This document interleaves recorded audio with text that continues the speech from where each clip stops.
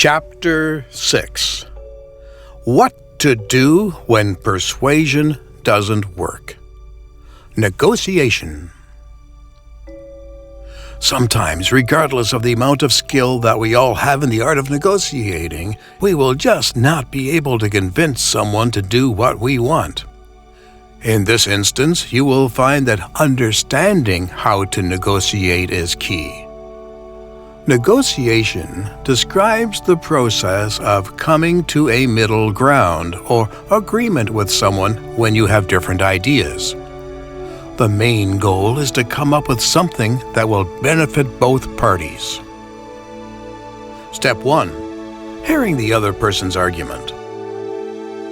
Even if you do not agree with someone outright, it does not mean that their argument does not have valid points.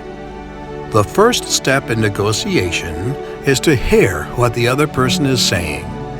Break their argument into smaller parts and identify the facts that they have presented aside from the main point.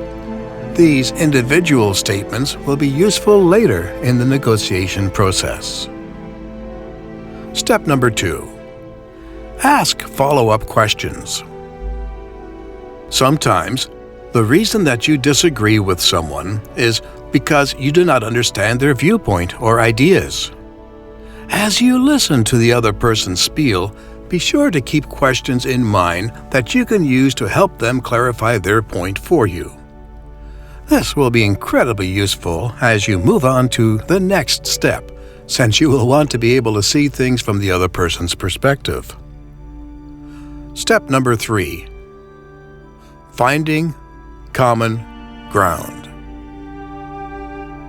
For negotiation to be useful at all, you must find a common ground with the other person. Think about the different arguments they presented, as well as their overall statement. Try to find something logical that you can agree with. To personalize your interaction, give the other person a compliment, saying something like, "I see that you have done very thorough and excellent research." Keep the interaction positive to make it more likely that they will cooperate with the negotiation. Step number 4. Consider the other person's needs.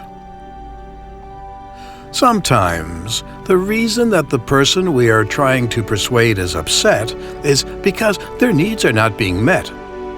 Take a step back and look at the other person's argument from their perspective. Is there a specific need that is not being met? Imagine for a moment that you're arguing with your spouse about a club that you want to join. They are upset because you work long hours and the club meets on Friday, the night that the two of you usually go out. You may feel that you deserve to join the club because you work long hours, or that your spouse is being selfish or doesn't trust you. If you take a moment to consider your spouse's needs, however, you may find that he or she actually just wants to spend time with you and is upset about the night it is on. Step number 5. Give a subtle compliment. People like to feel validated, especially if they feel strongly about a topic. Before you try to negotiate with someone, listen to their argument and compliment the amount of research they have done or the thoroughness of their research. In most cases, even if they notice you are deliberately complimenting them, they will warm to you slightly, and it will be more likely that they will lean toward your ideas as you negotiate. Step number 6. Determine your own needs. In addition to acknowledging what the other party needs, you must know what your own needs are. If we return to the example previously mentioned, you may find that your needs are having a social life outside of work and home, or a time to set aside personal time for yourself. Consider what your needs are, as well as things that you would like to have happen, but you would be willing to give up if it is necessary to reach an agreement where both parties are satisfied. Step number 7. Active negotiation. Once the needs of both parties have been established, and you have a good idea of what the other party may or may not be willing to give up, it is time to begin the negotiation process. It is in this step of the negotiation process that you will use your persuasiveness skills once again. Pay close attention to your body language, tone of voice, eye contact, and the flow of your speech to help the negotiation lean in your favor.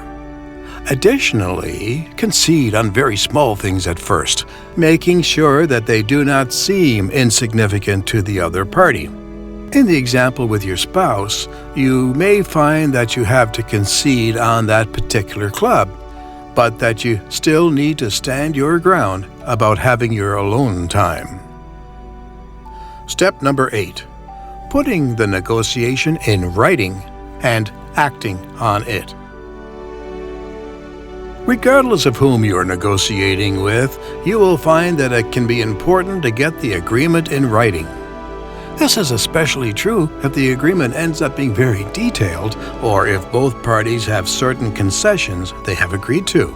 If necessary, you may also want to have the agreement signed by both parties to prevent any future problems.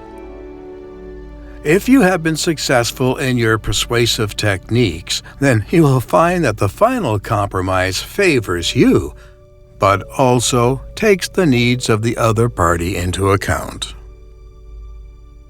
Another option: bartering. When you barter with someone, the basic premise is that they give you what you want, and in return, you give them what they want. This can be a physical item, a promise to do future work, or anything else that has value to the other person. Follow these steps to barter when you cannot reach an agreement with someone. Number 1. Choose valued items, services to barter. The first step is deciding what each of you is going to give to the other in exchange. This may take some negotiation. For example, you may find your wife is willing to change your date night, but only if you give her a night off from the kids, dinner, household responsibilities one night during the week. Number 2. Come to an agreement. Once you have decided on an item of value for both parties, you will need to have a verbal or written agreement. Clearly state what each person is giving up or receiving. If you are writing out a contract, have each party sign it.